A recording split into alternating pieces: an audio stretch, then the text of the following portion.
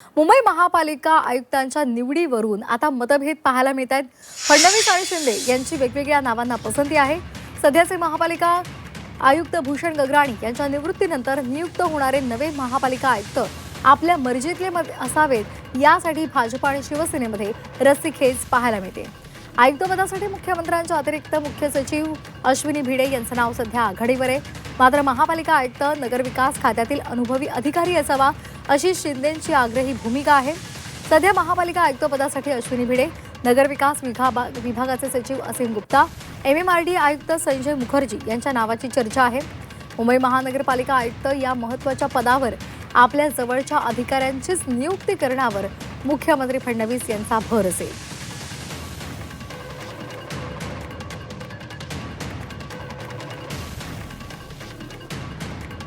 ग्राफिक्समधून आपण पाहतोय मुंबई मनपा आयुक्त पदासाठी फडणवीस आणि शिंदेंची वेगवेगळ्या नावांना पसंती आहे। आयुक्तपद आपल्याकडेच राहावं यासाठी भाजप आणि शिवसेनेमध्ये रस्सीखेच आपल्याला पाहायला मिळते। आयुक्तपदासाठी मुख्यमंत्र्यांच्या अतिरिक्त मुख्य सचिव अश्विनी भिडे यांचं नाव आघाडीवर आहे। महापालिका आयुक्त नगरविकास खात्यातील अनुभवी अधिकारी असावा अशी शिंदेंची आग्रही भूमिका आहे। नगरविकास विभागाचे सचिव असीम गुप्ता, MMRD आयुक्त संजय मुखर्जी यांच्याही नावाची चर्चा आहे।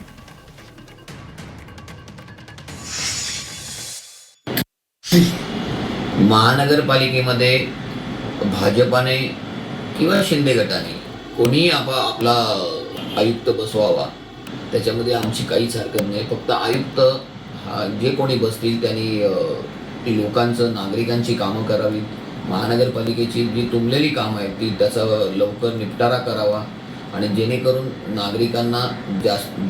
नागरिकांचे जे प्रश्न आहेत ते सुटण्यासाठी मदत होईल अशी कोणतीही व्यक्ती आम्हाला चालेल।